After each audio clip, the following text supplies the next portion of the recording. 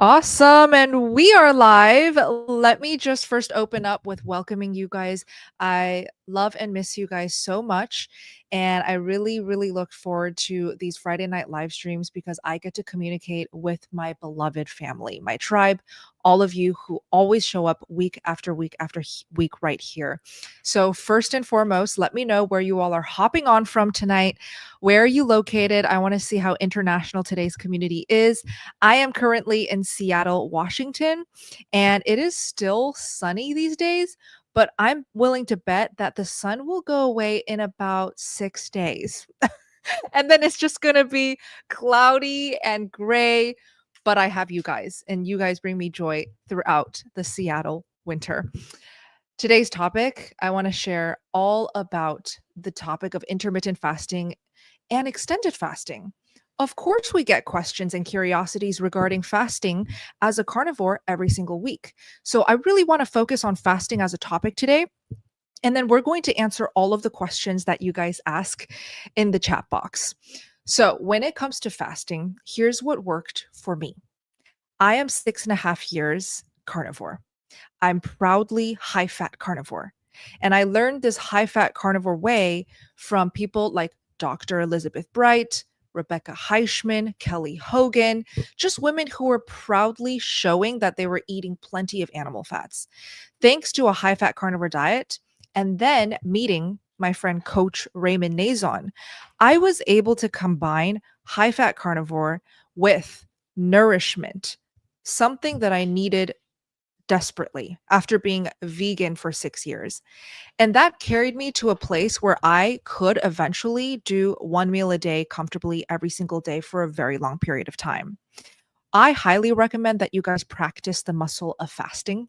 It is a fantastic tool to incorporate, but only after you have properly nourished. So, today we're going to talk about what it takes to properly nourish, when to know you're ready to move on into intermittent fasting and extended fasting, and what are some tips and tricks to help with getting properly nourished. So, without further ado, I'm going to bring on Coach Raymond to explain the beauty and power of priming. So, Raymond, I met you about 5.5 years ago Yeah. now. You are now an 8 year carnivore, so Wow. a little bit above or ahead of me. And I just remember when I first met you, you were so passionate about a carnivore diet combined with fasting, but you Yes. taught me the power of nourishment and priming first, which is something I've never ever heard of. So, what is priming, firstly? Yeah. Priming is really the essential carnivore. Oh, am I background? Do I have a? Hear you? Nope. You can hear me. Okay, great. Okay, so priming is really the essential of being carnivore. To me, if you didn't give yourself a chance, I don't care how long you've been carnivore, if you didn't give it a chance of at least a couple of weeks of eating 3 meals a day, then I don't feel like you've ever really given a chance to truly nourish your body. So priming is something very simple. It's eating 3 meals a day. 1 hour after you wake up, you begin your meal. Anything that you drink other than water needs to be drunk as a dessert. So that means for you coffee drinkers out there, if that wasn't specific, you do this for a period and you go comfortably stuffed as much as you can, but making those 3 meals, that's key. You go for about the first week feeling that out. And then the second week, and you notice that it just gets to a point where, yes, I know a lot of people will say it gets very difficult. It is difficult. You're eating when even not hungry. You're just nourishing yourself all throughout the day. Sometimes hunger opens up, which is a wonderful quality. Then it closes back down, saying that I'm done doing that. And automatically you get into a fasting phase, which we talk about what happens then. Slow week 3, which is typically your 16-hour fast, which is next to nothing. But the difference in the nourished fast is you look forward. You're like so excited that you get to feel hunger. And that's where you know you're properly nourished. And every now and then, even if you've been long time doing it and you've primed properly, sometimes you have to redo that. I do it once a year. I like doing it during the fall. As a matter of fact, I'm kind of in my priming phase. That's just my chosen timing to do it. But everybody's different. Some people need it, like Bella. She needed 6 months. So you will know by listening to your body. And what's important during the proper priming, your body will start talking back to you. And that's what you're looking for. Beautiful little summary there. Well done. Thank you, Coach Raymond. I have a question for everyone watching this live stream. Please comment it if you're watching it. Are you currently low energy, losing hair, not sleeping well? Any of the above. I'll repeat it. Are you currently low in energy, losing hair, or not sleeping well? If you're one, two, or all three, can you please let me know in the comment and in the live chat, please? And we can absolutely help you guys troubleshoot these very annoying issues and concerns tonight during the live stream. Now, let me bring on my next team member, Dr. Phil Smith, retired, but he is absolutely our family physician in the Steak and Butter Gang. Phil, I know that you love fasting. I know that you have plenty of experience with it, but what are your non-negotiables before you recommend fasting to someone? First off, I for newbies, I'd like to say that carnivore is simple, but it's not easy. It's simple in that there are basically very few rules. The rules are eat fatty meats and animal products. You don't need to complicate it with anything other than that. And we see so many people that come into the carnivore community who have been carnivores for a while, who says, "Oh, I'm an experienced faster," or I've been on OMADs for years, for the last 2 years, and I'm kind of stalled out, and I want to get some ideas. And um, we see that when people are pushing their bodies for long periods of time, either with fasting or OMADs, that they actually slow their metabolism quite a bit, and they need to reprime so that they can break that cycle once again. And that's why I'm such a big fan of Nourish Fasting, as Coach Raymond has set it up in the program, because it's really easy. I was recently in Europe on a river cruise. So basically, I reprimed in Europe. I was sick. I probably came home with COVID.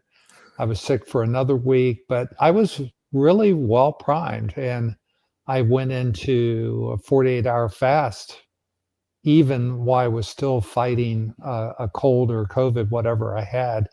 And it was a piece of cake because I had primed, and it just wasn't a problem. So I think we can overdo it with fasting. I think people should try fasting. It's a great way to reset your body, but certainly we want to do it from a nourish standpoint and not a malnourished standpoint. Totally agree. Now, let me bring on my last team member here, Coach Alyssa, onto the stage. Alyssa, welcome. Now, you are so wonderful at helping all of the women who are struggling on a carnivore diet in the community. And I'm actually seeing a lot of the chat messages coming in here where people are saying, I am low energy, and I'm also losing hair, and I'm not sleeping well. So, what are your best tips for, let's start with low energy? What do you suggest? Low energy is the first thing I go to is you've got to be under eating. I mean, sometimes it's people think they're eating enough, but they're just not eating enough altogether, or they may be getting plenty of protein and trying to go super low fat. And that is what's going to sap your energy quicker than anything. Yes, I love that. And then do you have any tips for the not sleeping well? Yeah, well, I love the bedtime butter trick. Of course, if you don't tolerate butter, tallow is just as good. But it's really going to help you calm your cortisol down and help you get ready for a good night's sleep. If you wake up in the middle of the night, also grab a little bit of fat, and that'll help you get back to sleep. Love it. And then with the hair loss, guys, we talk about this every single week. And I I'm glad that some of you guys are struggling with hair loss because today's topic is perfect for you. We're very much centering today on making sure you're eating enough and making sure you are taking priming seriously. I know a lot of you guys are currently in the 90-day transformation challenge, currently walking through the priming protocol. So let me know how priming is going for you guys already in the challenge. But for those who are not ready to prime yet, who are still priming curious, this is the wonders and beauty of priming because you are absolutely being intentional about eating 3 meals a day, every single day, up until your body is truly, truly nourished. And so this does tackle hair loss. I cannot even count the number of testimonials and victories that we hear from our own members in the Steak and Butter Gang telling us, my hair has finally stopped falling. My hair is starting to grow out. I'm seeing baby hairs for the first time in my life. There's no way that regeneration of the hair and growth could have happened until the person nourished and nourished for a good amount of time. Raymond, is it possible to cheat the system and nourish in 3 days or less? No, see that's always been the fallacy of everyone. They think that nourishment is like one day full of carnivore and you're just eating all day. Although that's going to cut down on some cravings. Even 3 days is not enough. We need to almost nourish to the point where we're just setting the clock, making sure we got full all around nourishment. And it's going to take about if you've been carnivore for a while, about a week. Okay, if you've never been carnivore before, it's going to take a full 2 weeks. It just kind of makes sense. But for some people, like I said, if you've got digestive problems, you're not digesting very well, you have energy issues, sometimes this will take a lot longer. So it is all about the nourishment, because when our bodies get what it needs, then it won't need the nourishment as much anymore. Then it'll fast. Then what happens is it just goes into more of a repair mode, and it starts dealing with these things, and it starts recycling. It's through an autophagy and protein turnover in your body. As long as you have enough, then it will work itself that way. Now, let's just go around the room here and share how long we needed to prime our first time priming. I needed 6 full months of priming. That's a half a year of eating from the top of the day to the end of the day and being intentional about it. How about you, Raymond, when you first did priming? Yeah, well, so I did I did carnivore a couple times, but I've always told myself that I was not going to go hungry. So I ate more than 3 meals a day. I was like 4 or 5 meals a day the first time I tried it, and I gave it up because of doctors. And I started again in September, this makes my 8th year actually. This in about 3 days. Yeah. But yeah, so when I did it again with Dr. Baker, I was like, I refused to go hungry. So there was no fasting, and it was about right about 2 months, right around there. And then that's when I started fasting again after that. Dang, 2 months of priming? So 60 days. Yeah, pretty much 60 days. Yeah. So Love but it's that. kind of, yeah, but that was because I had the mindset I wanted to do it right, and Dr. Baker was like, look, you're hungry, you eat, you just doesn't matter how much you eat. And, he was saying meat doesn't get you fat. And I was like, well, I'm going to prove him wrong. Let's see how much I can do. Yeah. And it didn't. It didn't. It just made me look even better. Yeah. There you go. Phil, how about you? So first time I primed, I did it for 2 weeks, and then did the 3 months, the 90-day challenge. And that was adequate for me. But I had already been carnivore for 3 months at that point before I started with SBG. But the priming really did a good reset for me because I had kind of stalled at 90 days in, and it reset my metabolism. So that's all I needed for me. Fantastic. How about you, Alyssa? Oh, you're just Alyssa, muted. Sorry. It was about a All right. full year for me, where I had to take the slightly different approach of, gentle priming. So I couldn't eat, 3 full meals plus snacks. I had to break it up and eat like every 2 hours in the beginning. So it was about a full year till the point where my body honestly just kind of started asking for some intermittent fasting. But up until that point, I had been dealing with years of being type 2 diabetic, getting really low blood sugars. And so it took me some extra time to prime. Good to know. There you go. So the time that you need to nourish slash prime can be very, very different person to person. It all depends on what your goals are and what your background and history is. So let's jump into the questions. Just a heads up for those who are new to these Friday Night Live Q&As. To submit your questions, please start with a capital Q and we go in order from first to last, as many as we can. Austin, welcome. Austin says, I honestly have not lost much fat in the 4 months on carnivore. I guess I get concerned about fat in my body building up. If I'm not losing it, is this something I should be concerned about? I'll just take this first. This is a great question to just get into the next step of what I wanted to discuss with this topic. If, let's say, you are properly nourished, and the best signals to check in on whether or not you're nourished is, do you have sugar cravings? So ask yourself, when was the last time I craved for my favorite cookie or my favorite cake or dessert? If it's been a while ago and it really honestly does not sound appetizing anymore, you have successfully nourished yourself well. And now you can, in fact, step into intermittent fasting and fasting for fat loss, autophagy, and further healing. So once you nourish well, go ahead and enjoy fasting. And for a lot of people, once you start fasting, that's when the ball really gets to roll. That's when your fat loss really accelerates, and that's when the body recomposition happens.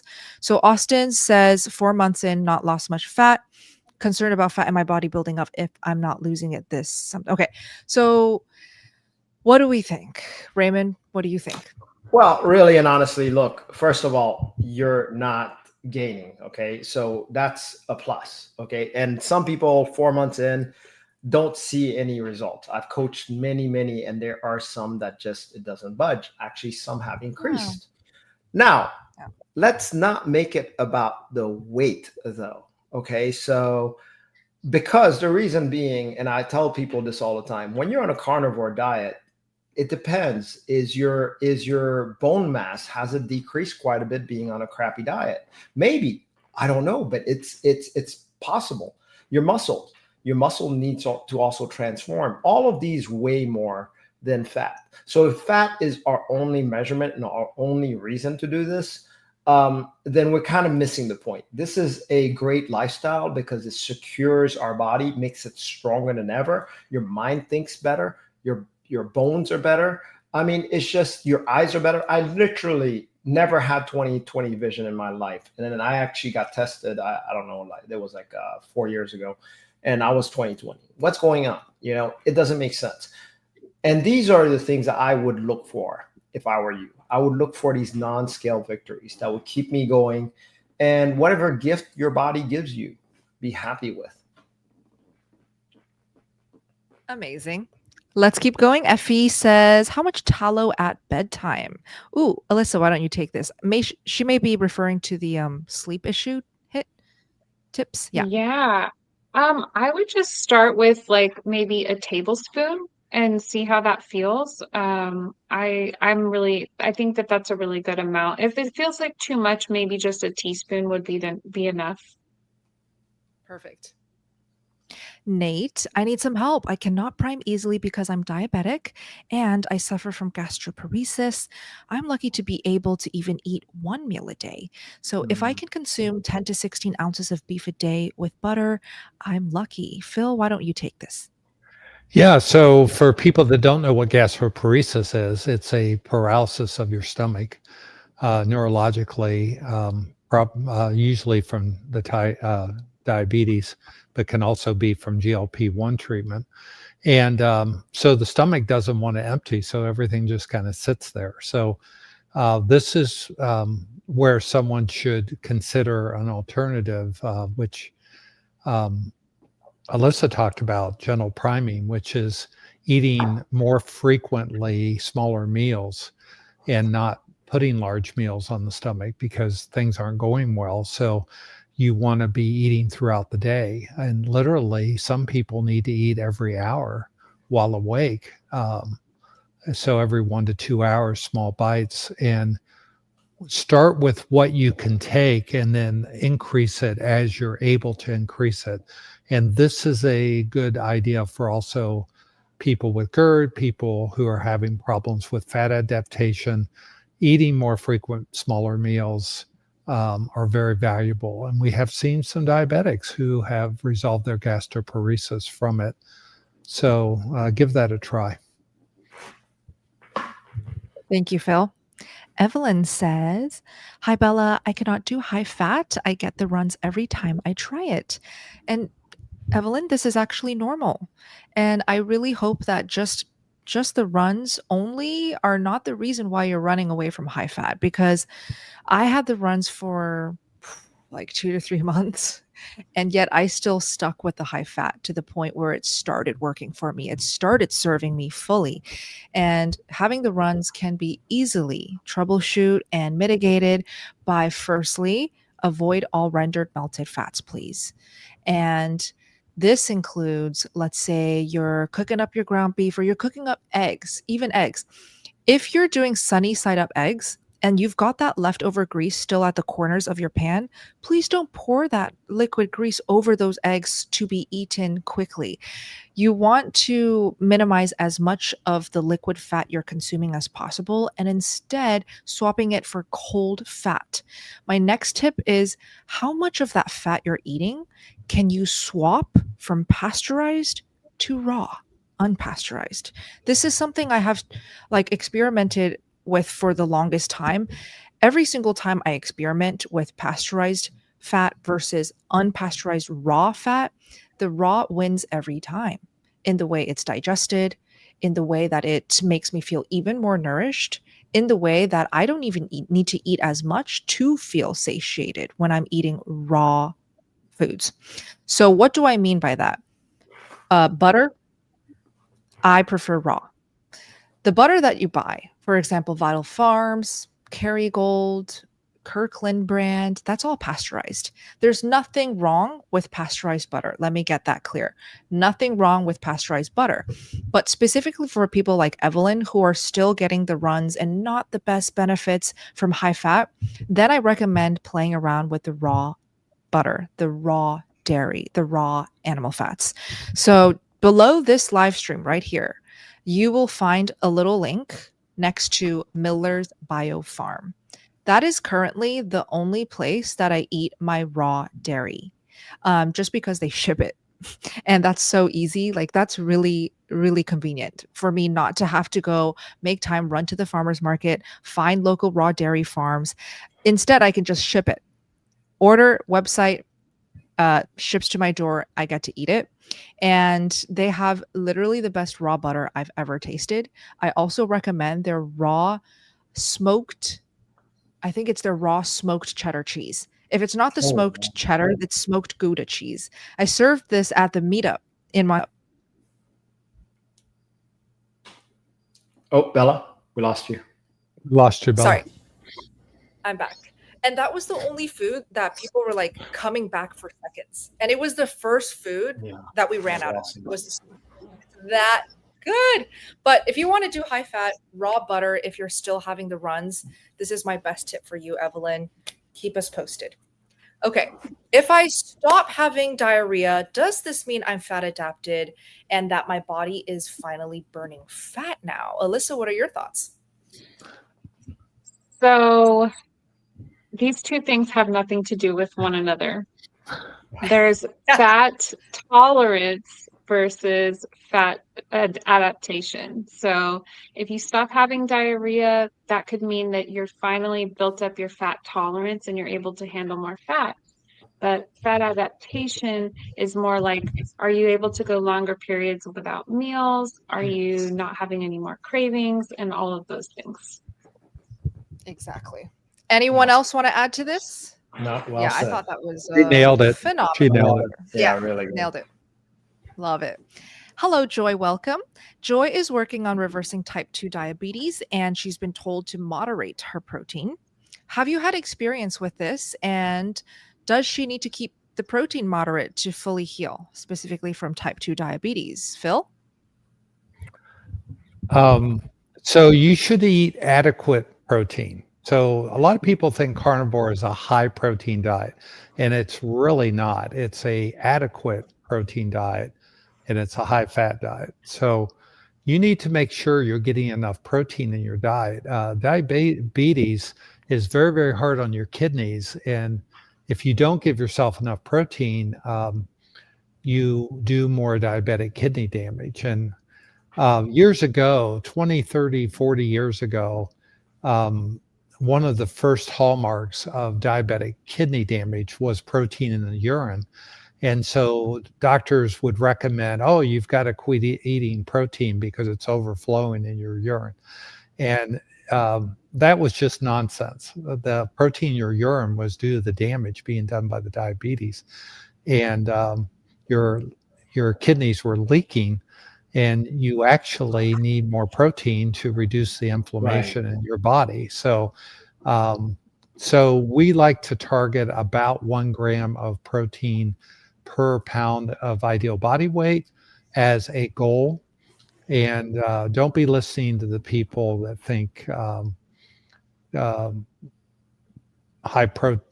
carnivore is high protein, because it's really not. Okay. Thank you, Phil. Lou Boss, I've been carnivore for 1.5 years, always been 1 meal a day, but I eat a lot once a day. I'm on the 2nd day of a spontaneous first ever fast, and I have lots of energy. I don't feel hungry. And is this abnormal, Raymond? I mean, if it's working for you, great. Typically, the problem with OMAD is that you eat too much and also eat too little at the same time, especially for that long. But if you have no problems, I mean, who am I to tell you that, this is not working for you? If that's working for you, that means your metabolism must have been set, no problems, and you're able to do this. And there's nothing wrong with that. Love it. So we are absolutely pro fasting. So we love fasting. We support it, only under the right context, though. Because you have to understand that Coach Alyssa, Coach Raymond, and Dr. Phil here, myself included, we have been working with a very, very big community of new carnivores for years now. So trust me when I say that I have seen personally too many horror stories of people taking fasting way too far, to a place where they wrecked their hormones, where their hair would not stop falling out, where they feel the lowest energy they've ever felt in their life. Even when they're carnivore, yes, it still happens. And it's just because they haven't truly nourished well and enough before they went into the fasting. That's all. That's all. Is it reversible? 100% it's reversible, by the way. And let me just share right now, real quick, for those who are new to our live stream, where exactly can you learn about the priming? Like, where exactly can you get the guidance that everybody keeps talking about in the chats? It's in the Steak and Butter Gang. So whenever we talk about the 90-day challenge, the gang, SBG, it's this that we're referring to. Okay. So if you're looking for the guidance and the support to make it to your goals, whether that's losing weight, healing, feeling better, this challenge is designed for you. And to keep you guys motivated, yes, right there, you're reading it correctly. Every single cycle of the 90-day challenge, we give away cash prizes because you guys are worth it and you guys deserve these amazing prizes to keep you motivated and to celebrate your wins. So if we just scroll down a little bit, you'll see that the face is up top. We have wonderful guest experts answer your questions every week. And then scrolling down, I just wanted to show off a little bit our member before and afters, if you don't mind opening that up. Yeah, you can join this 90-day challenge literally anytime. And the 90-day challenge begins the first day you sign up, just to make that clear, because we get questions like that every day. And no, the 90-day challenge is not just a website. It is not just a website. It is about, I want to say, like 6 to 8 hours every single week of live Zoom calls where you get to work with the coaches on this team, with Dr. Phil, with Dr. Chafee, with Dr. Baker. It is the most potent and supportive carnivore community there is. I'm willing to bet. Actually, I know it is Yeah, we know it because is. I've been in this carnivore space for like 6.5 years now, and I keep designing it and improving it in a way where I feel like it can support you guys better. Okay, because I want to. And so that's there for you guys for anyone who needs it. It's also linked directly down below in the description box for that easy clickable link. Adora. I love the taste of butter, but if I eat a stick of butter every day, I'm going to get diarrhea. Why is that and what do I do? The reason that that will happen is because you went from eating however much fat you're eating now to suddenly one stick overnight. Please don't do that. You want to gradually increase so that your body can gradually acclimate to more and more fat. That's the only thing you need to do. Mark, should I maintain the same level of exercise as I prime and start fasting, Raymond? Yes, you should. Hey, Mark, how you doing? Yes, your exercise should be at the same level. If you're fasting and you notice that your exercise suffers, that means you're fasting too hard. You're not ready for that fast yet. You should be actually exercising, hitting PRs, and doing even better than you've ever had before. And that's considered a nourished fast. Beautiful. Okay, I see Julie here. Thank you so much for the super chat. Julie wants to know any tips if you keep falling off carnivores, struggling with ED for very, very long. And I'd love for Alyssa to start with this, and then we'll all give tips here. Yeah, so I think that the biggest reason why people fall off of carnivore and continue to struggle with eating disorders is because their body is crying out for nourishment. There's so many times that I've heard people in the community saying that they dealt with binge eating disorders, for example, their whole life. And once they finally got nourished, they no longer had those urges anymore. There's so many different eating disorders that I've personally, dealt with a lot of people in the community, and I've seen just healing story after healing story. So the number one way is just to nourish yourself so that your body is not crying out for anything. Fantastic. Raymond, any tips? I do. I have some great tips for your eating disorder that's going to help you greatly. First of all, the obvious is priming. If you can put it in your mind that an hour after you wake up, you eat a carnivore meal, that's going to be most of the battle right there. Eating the 3 meals a day is going to be important. But here's a little tip that I'm going to give you. So let's say you have a hankering for sweets or just wanting to fall off at any point in time. Make yourself a deal. At any point in time, eat as much meat as you can and allow yourself as a dessert to go for whatever you want. You'll notice that that's going to be a different conversation then. And you repeat that cycle enough. And let's say, because it's very hard to binge on meat. I found it impossible. And I was a former binger. So I want to encourage that binging habit towards the carnivore foods first. If you have enough room to add something else, non-carnivore, that's okay. But don't say that you started back at day 0. This is a progress. You're observing yourself. You're being more aware. Eventually, just like Alyssa says, your body will stop crying for that food because it knows it's going to get it. You're going to eventually get nourished. So don't stop, start. Just keep it consistent. Keep nourishing. I love that. Thank you, Raymond. Phil, do you have any tips? I think the priming is, again, the trick for getting over eating disorders. I've been impressed, and you got to understand, I was trained back in the 80s where we used to put people in the hospital for eating disorders and force them to eat lots of carbs, and it never went well. I never saw anyone actually recover from eating disorder, and I've seen so many carnivores who have licked their eating disorders just being carnivore, and it begins with priming. So Fantastic. And that is the hardest thing for someone with an eating disorder to do, because you're so food biased, and you just have to come in the community and trust the process. Yeah, and with the whole consistency thing and making sure that you're doing it day in, day out, um, that's really hard, especially if you already have those doubts in your head or whatever voices that you're dealing with through this journey. That's why having that accountability is actually so helpful.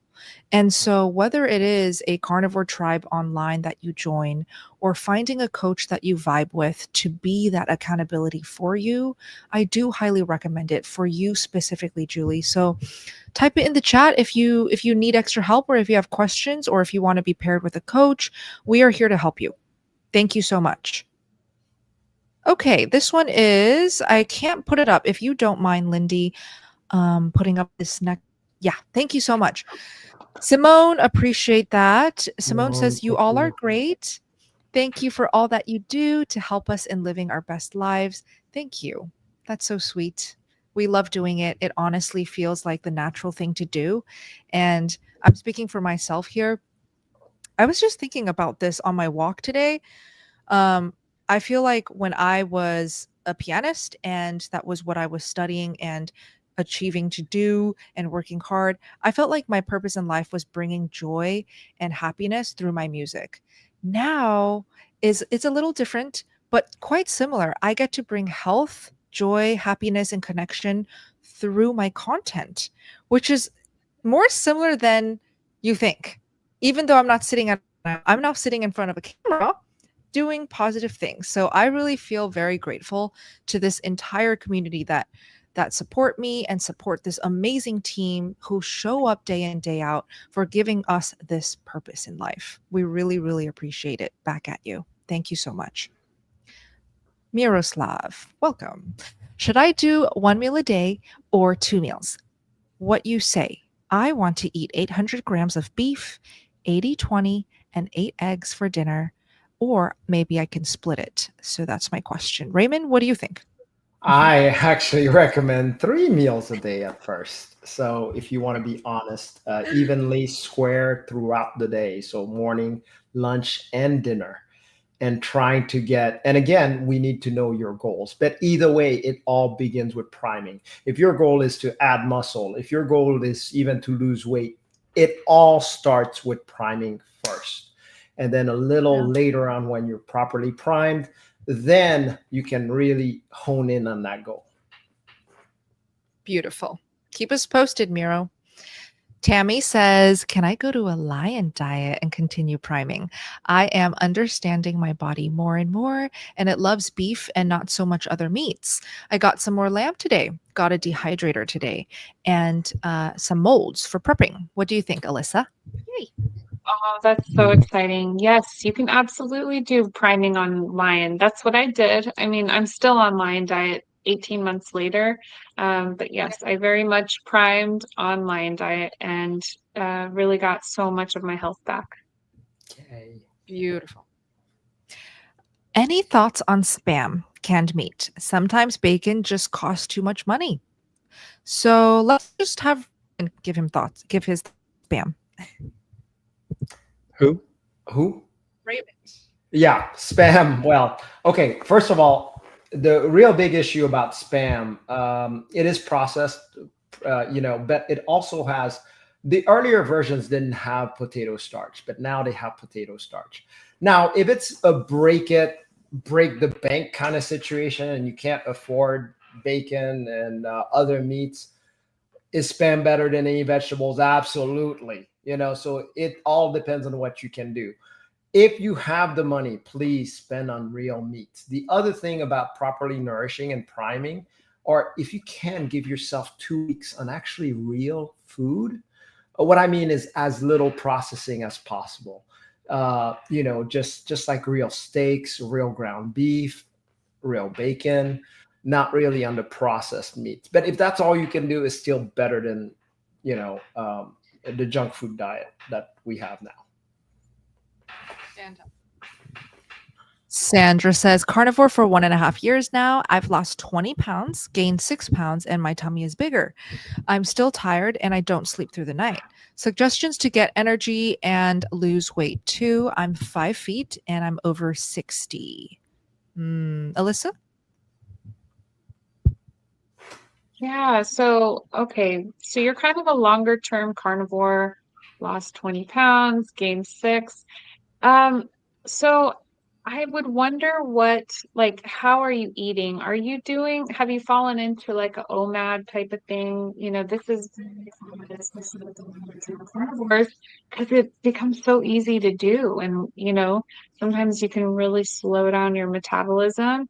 Also check yourself for like any stressful things going on in your life. Maybe you could do some meditation or just make it a point to go on a nature walk every evening. With the tummy being bigger, it could be due to cortisol. So maybe Yes. just check in with yourself and see if there's anything you can do to troubleshoot that. Let's keep going. This is from Herber. Or Heber. I've been trying to fully stick to priming for 2 months. Everything changed when I increased to about 80 grams of butter a day. I'm starting to feel more satiated. Could I now consider fasting? So what he's saying here is this is an interesting question because he said he's upping the fats, and so he feels like that's helping him more efficiently. What do you think, Raymond? Yeah. So can I consider fasting? So first of all, I want people to think slowly raise your fasting. For example, you've been on 3 meals a day for 2 months. Don't just go to like, I'm going to do a 48-hour fast or 72-hour fast. No, just go to 2 meals a day. Try to work up from 16 hours and see how it feels. I want you to feel hunger during that time. Is hunger there? Now, I want it into a low intensity of hunger. In other words, you almost enjoy feeling that hunger. And there's no panic, there's no urgency when it's time to eat, and you're on the right track. Now, if you can do that for 7 days with no snacks, then you're kind of ready to test out the fasting. We teach all of that, all of this slow graduation in the steak and butter gang. So we do a 23-hour fast afterwards, just a water only. But there's a lot of details behind that. But I'd say yes, you probably are ready to test it out, test out the water, see what it happens. If anything goes wrong, for example, one of those 2 MADs, you're like, I just need to eat 3 meals. Do that, but take a 3-day, 3 meals before you try again. Beautiful. Katinia, what if you're experiencing gout? I'll have Phil take this. Yeah, so gout is mainly an inflammatory disease. And when people who have had a history of gout, start carnivore, sometimes people will have an attack shortly thereafter just from the dietary change. But typically over time, we see gout kind of resolve and people don't get it anymore because you've reduced your total body inflammation so much. So a lot of people with gout are afraid that they're going to increase their uric acid by eating meat.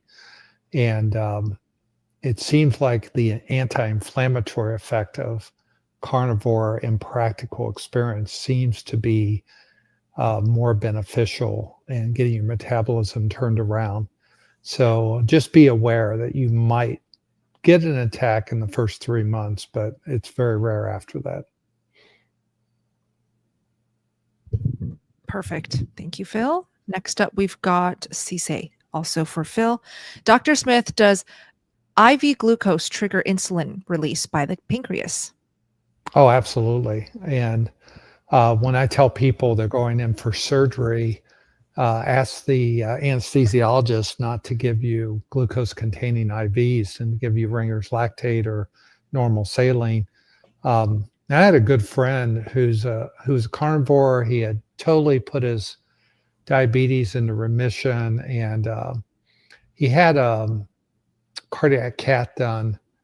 He had been diabetic for 20 years, had been carnivore for a few months, and had totally gotten off all his glucose meds, but ended up having 99% lesions in 3 of his arteries from the 20 years of diabetes.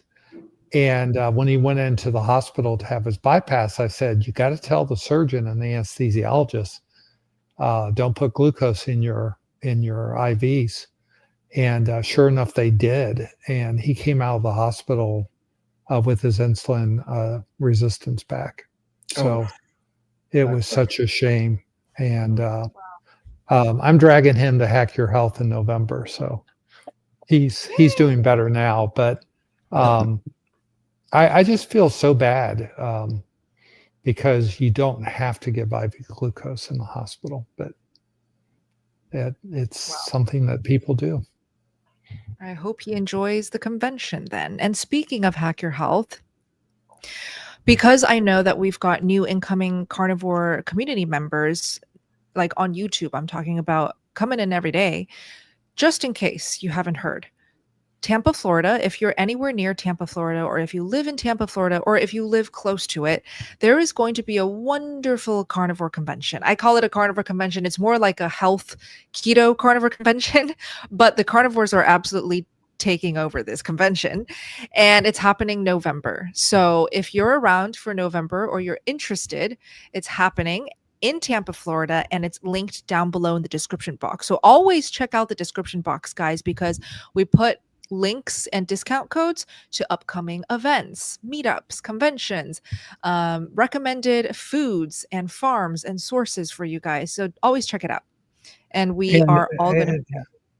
Yeah, and I want to remind people that next year, the 4th of July is the 250th anniversary of the country, of the United States. And we're going to be having our second annual meetup in Montana. And we have a lot of tickets have already been sold. And if you don't miss this. This is going to be fireworks. This will be great, great speakers. We had such a good time this year, and we hope you really join you. And if you do go to Hack Your Health in November, make sure you use the code Carnivore, all caps, and you will get a discount. Absolutely. And then with the SPG 4th of July meetup, it's on screen right now. If you want to check it out, just go to the URL spg.events. Don't type in www. Because it won't work. Just spg.events, and then you can read up on the details, ticket prices, all of it. All right, let me go to the next question from Cheryl. Raymond, if you're not hungry anymore, does it mean you're fully primed and that it's time for fasting? Not necessarily. I mean, you can eat one meal and then you're like, wow, I'm completely not hungry anymore. I'm full. Okay, I must be primed. Like I said, this is something that takes time. It's over time that we get actually fully primed, where our nourishment is able to enter our cells properly. And it is going to be different for everybody. So there are different signs to look at. For example, cravings. And this is just one. If you're still craving for any non-carnivore foods, or you're even thinking about it, then that may mean that you're not quite ready yet. So there are other signs, like sleeping, how your bowel movement is. There's several other signs that can tell you that, but we'll go with the simplest one, cravings. Perfect. Love that. Next up, we've got rock and roll. Dr. Phil, could you please explain the importance of a low APOB, even though LDL will rise under carnivore? Yeah, so we have several fragments of LDL in our blood. And when you're carnivore, you tend to get about 50% of people get spikes in their LDL cholesterol. And how you have to look at lipids is really, you got to look at the whole picture. The small LDL particles, what we call the small hard ones, are the ones that are measured by the APOB. Those are the most atherogenic. But even that, everybody has some small hard LDL. So what you really need to be focused on is your HDL cholesterol and your triglyceride level. And because I saw someone putting a bunch of metric units in, I had to look up the number. So we want our cholesterols, HDL cholesterols, to be over 50 which in the UK and Australia is 1.29, and you want your triglycerides to be under 150, which is 1.7, below 1.7 millimoles per liter in the UK and Australia. So focus on those two numbers and just focus less on the LDL. It just creates a lot of stress that you don't really need. Mm-hmm. Oh, Bella. Perfect. Tammy says we should meet up. Wouldn't it be nice to have a local group? Well, there's carnivore meetups kind of popping up everywhere. You just have to know where to look. Where are you, Tammy? Let us know. Maybe we can help. But just know that there's one in Montana, July 4th next year. Cranky Carnivore Cutler, good to see you. Thank you. I have fermented. Oh, this is actually not the questions. My bad. I'm in the wrong tab. But hi. Danny, I'm 4 weeks in and I've been priming the whole time and I'm already down 11 pounds so far. So this is just a really great update to highlight. Congrats. This is also possible. Don't always associate priming with weight gain, okay, and suffering. Sometimes amazing things can happen that you don't expect. Elena, if I whipped butter and topped it on my cut of meat, will it impact it differently? As long as that whipped butter is solid room temperature or even chilled, no, it will not impact it differently. It won't digest worse. That's a very good tip. Just make sure that that cut of meat you're putting it on is not piping hot where it's melting it back into a liquid fat. Donna, if we already did this. Did that one. Yes. Simone says, I love being a member. Such a supportive group. So appreciative. Thank you, Simone. We appreciate you. Morris, I'm priming 1 week in, looking for the fasting in time. Can the fast be a butter fast or a sardine fast? For folks who just cannot seem to get into fasting at all, a butter fast or a fat fast can come in handy. Sardine fast is not really a fast. I mean, you're eating just sardines.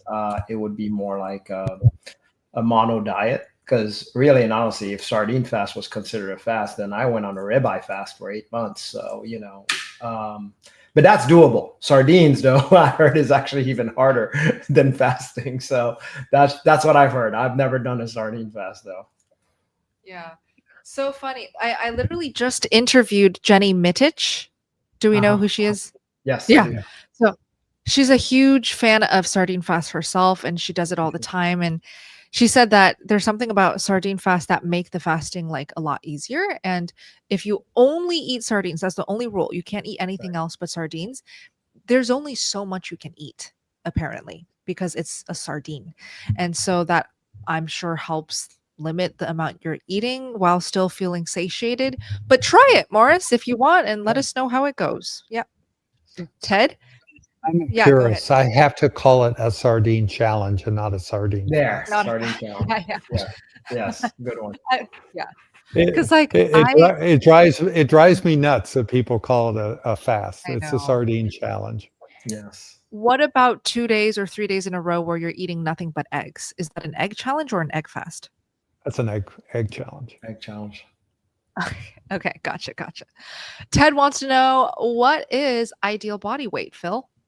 Oh, that's a great question. So you can look this up on the internet and you can do it multiple ways. So one way is you can take a BMI of 23, put your height in a BMI calculator, and it should tell you your ideal weight. Now, the problem is that doesn't adjust for your frame. Like, I'm a very big boned person. Alyssa and Bella are very, very small boned people. So I use another method with women, and I usually start with 95 pounds at 5 foot and add 5 pounds per inch over 5 foot. And then for men, I start with 105 and add 6 pounds per inch after 5 foot. So if you're 6 foot, you take 6 times 12, that's 72, plus 105, that would be 179 pounds, would be a good ideal weight. If you look it up on the tables, it's going to fall between 160 and 172. For a woman who's 6 foot, it's going to be about 150 to 165. And that kind of gives you a roll. So if you're shorter, you can go on that. So those are some quick and dirty ways to do it, but you can always, it's a weight that's based on really old insurance tables that were done back in the 50s. And we still use them today as kind of targets. But even though they're called ideal body weight, it may not be optimal health weight. But it's a good thing to use, have a number to use for your calculations. Awesome. Frank says, I've been carnivore since October 2023. Recently went to the cardiologist. Very high LDL. Cholesterol is 7.0. Triglycerides 1.6. LDL is 4.8. Non-HDL 5.3. And he's pushing statins same time last year, but haven't taken. Okay. Thoughts, Phil? Well, this is where I had to get my little table to look up because my brain doesn't work in millimoles per liter. It works in milligrams per deciliter. So that triglyceride 1.6 is a triglyceride 140. I don't see an LDL cholesterol. The cholesterol of 7.0 is over 6, probably over 600. So very, very high cholesterol. Wow. So those are the ones I really look at. So I would like to see your triglycerides lower. I would like to see your HDL greater than, let me tell you what 50 is, greater than 1.3. And that would be what I do. Now, I have a interview coming up that I did with Bella. That will be coming up the end of September. I went on a statin, not because of my cholesterol, but to do a trial of plaque regression for a lesion in one of my coronary arteries. And it actually brought out, reactivated my insulin resistance. So I had to stop it. So there are 3 major complications of taking statin therapy. One is insulin resistance. The second is damage to your liver, which is monitored through doing liver blood tests. And the third is damage to your skeletal muscles, which can be monitored by whether or not you're having pains in your muscle. And they can do a blood test called a CPK to see if you're leaking that enzyme from damaged muscle. If you're not having one of those 3, the avoralstatin might be a good bridge for you. I don't know your circumstance, but I would be working on getting my triglycerides 100 or less. 100 would be, I got to look this up, less than 1.13. Get your HDL cholesterol, as I said, up over 1.3, and not be on the statin any longer than I need to be. But I still think you probably have some level of insulin resistance, looking at your numbers. Amazing. Thank you for that little lesson, Phil. And we need to wrap up in 1 minute. So I'm going to do one more question here. Perfect one. Mary L, welcome. And she wants to know, can you please recommend a coach? I just don't understand what priming is. Well, before I recommend a coach to anyone who's in the same boat as Mary, where you want to just learn more about priming, the best way to actually learn about priming is in the 90-day transformation challenge. Oh, you clicked out. Lindy, sorry, if you don't mind going back to that tab. So right now, I know it says meet your SBG coaches, but right now I really want to focus on the 90-day transformation challenge just as that first option. If you guys want to learn about priming, please just join the 90-day transformation challenge. It's also way less expensive than hiring a coach. But let's say that's not enough. Or you're like, I don't care. I don't want to be in group settings. I don't want to be a part of a community. I just want a coach telling me what to do. Then fine. I dropped a link in the live chat. Please look at the live chat. Please also look at the description box. It's like the third or fourth link there, you can go ahead and fill out this form. Tell me a little bit about yourself in this form, what you need help with, and you will be matched with the best coach for you. Okay, so that is everything we can cover tonight. I hope you guys found today's live stream helpful. I'm going to stop share here. Please know that these live streams literally happen every single Friday. Of course, if I'm traveling or if I can't be there, I still have my team do these live streams so that they can continue answering your questions now. So please come back. This is also that you can get the community and the guidance you need once a week, every single week. Of course, there's also my videos that you can watch and binge watch. But if you need the community, again, it's linked down below. We love you guys. Thank you for joining us tonight, and we'll see you next week. Have a beautiful weekend.